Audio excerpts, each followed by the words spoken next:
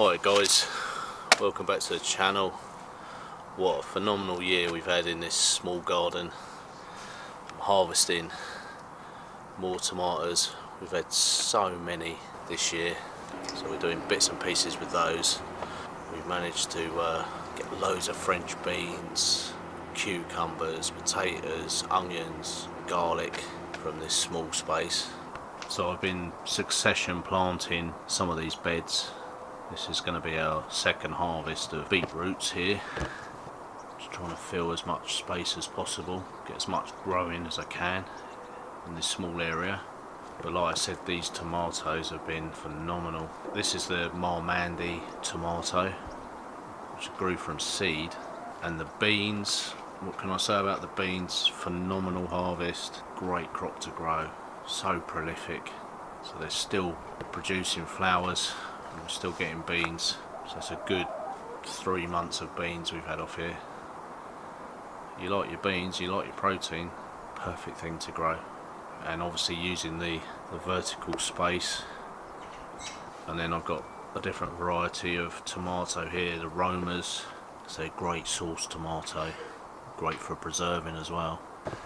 It's been absolutely awesome in this garden, and just learning about how things grow and learning all the predators and that, but trying to get that balance going as well between pests and predators. So once you get that sussed and you get decent soil, you're pretty sound. So these are my girls,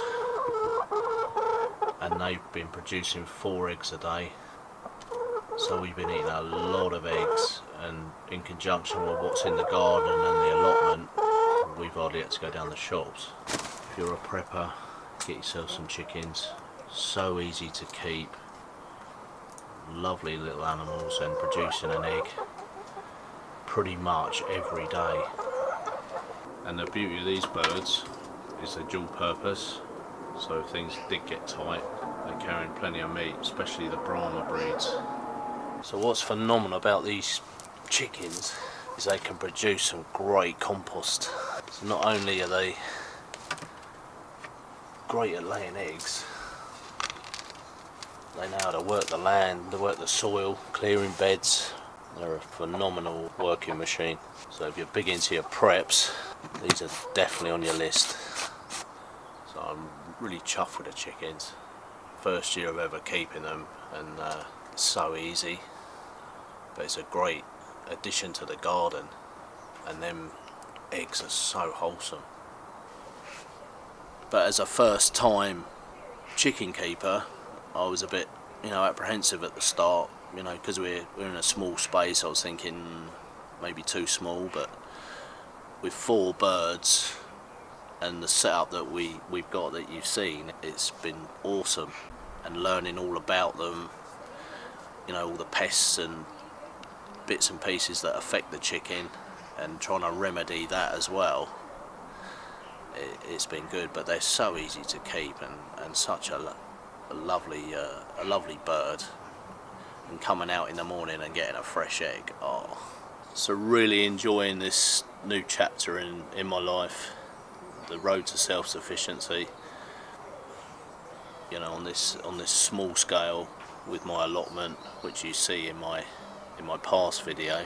But there's something really wholesome about connecting with the earth and growing from seed. But the tomatoes we've had this year, we've had so many kilos, so we've had many meals with tomatoes, tomato soup, tomatoes on toast with a bit of basil. And because we've had so many, and I don't want to put anything to waste, we've been water bathing them. So we've got several jars of this for over the winter period. When them tomatoes finish, we'll start tapping into our jars.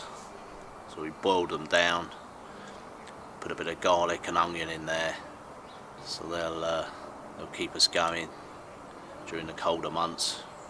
You can add this sauce to many meals, or if you just want a nice tomato soup and then just pep it up with a few spices and that from the chilies that you've grown in your garden. It's a great way to preserve. No fridges or freezers. perfect. So the whole process, you know, from harvesting to making your own bread. I've started making my own butter. I'll show all this in more videos coming up. So with the right equipment and a bit of knowledge, you know, you can harvest your crops, you can eat them fresh, or you can start preserving, water canning, and start building up your stocks. And the feeling of being self-sufficient is phenomenal.